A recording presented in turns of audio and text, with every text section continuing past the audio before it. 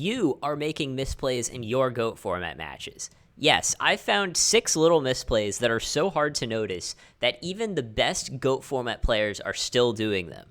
Are these misplays that will always cost you the game? No, 99 times out of 100, doing these things will not cost you the game. But that is exactly why players are still doing them, because they are not obvious. If you remember these 6 tiny things, then you will be able to play a tighter game than your less thoughtful opponents. Welcome to GOAT Duels, everyone. I'm ACP. Now let's dive in. Imagine you've got a monster in play, your opponent has an empty field, and your monster is enough to attack for game. What should you do? Now, if you have a second lethal monster that you can summon, you should do so. And the reason why is because your opponent might have Karibo. It's not a very common choice, but some people do use it, especially against OTK decks like Reasoning Gate. Just last week, I had a game where I OTK'd my opponent through Karibo because I kept summoning monsters. So don't get lazy when you think you have game. Make sure you seal the deal. For number 5, we have not sacrificing your Dark Mimic level 1 for its effect and failing to find. Yes, this is something that you can do. Now, a lot of you probably know that doing this can be a good idea in order to be the Dark for your Chaos Sorcerer, but there's something else to this. Doing this play is now more important than ever because of how popular burn decks have become.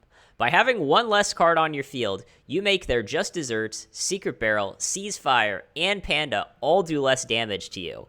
Sometimes those few extra life points that you save can make all the difference.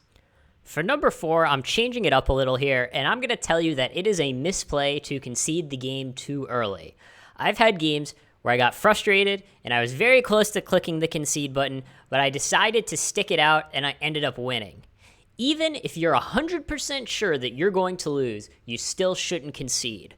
Why? Because your opponent might play more cards and give you more information about his deck that you can use for the next game. So here's a good example. I played a game where my opponent flipped Ring to kill me. I chained MST from my hand, targeting his other set card, which turned out to be Royal Decree.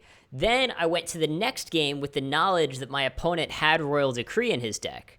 Remember, guys, it's not over until it's over. Mistake number 3 is not setting traps in main phase 1 before attacking a set monster. In general, I feel that players are really not putting enough thought into the order that they play their cards in. Now, am I saying that you should just set every trap in your hand before attacking? No, I'm of course not saying that. What I am saying is that if you have something in your hand that you know for a fact you're going to set no matter what, you should do that before attacking. And the reason for this is that GOAT format does have effects that are more powerful when you have more cards in your hand. In particular, Morphing Jar and Death's Koala. Morphing Jar can pop up in a lot of different decks, and it can be devastating if you don't play around it. So there you have it, guys. I've actually now given you 2 tips that you can use when playing against Burn. Mistake number 2 is putting your Thousand Eyes Restrict in attack mode even when you don't plan on attacking. The most common scenario that people do this in is when they suck up a face-down monster, but this could also happen if your opponent has Swords of Revealing Light in play, for example. The reason that we don't want to do this is that Thousand Eyes Restrict actually is a weak monster that could get run over in battle if our opponent uses Skill Drain. And some decks do occasionally play Skill Drain, such as Zombies and even Warriors. So, if you have no reason to put your Thousand Eyes Restrict in attack mode, just put it in defense, guys. There's no downside.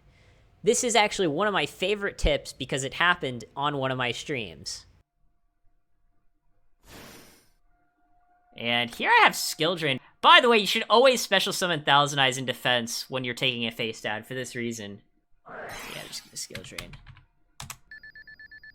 Because now it's like if I draw some monster with big attack, like he could just be dead here. So like that's, yeah, he's actually just dead because of his misplay.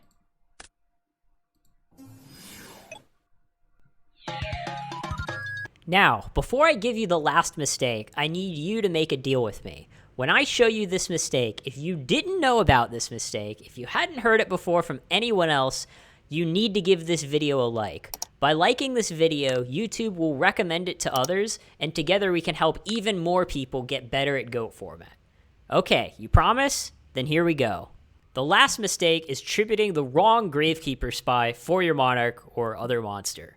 But which one is the wrong spy? If we have two identical monsters in play, what difference could it possibly make which one we tribute? But here's the thing. You should always tribute the spy that was special summoned, not the one that was set from your hand. The reason for this is because, yes, GOAT format does have effects that kill special summoned monsters, mainly Jowgen the Spiritualist. Not a lot of decks play Jowgen, but some do, such as Last Turn, Anti-Meta, or just decks with Shining Angel. Remember again that there are no disadvantages to tributing the special summoned Gravekeeper spy, so make sure you tribute the right one. So what do you guys think? Do you see lots of GOAT format players making these mistakes? Let me know in the comments.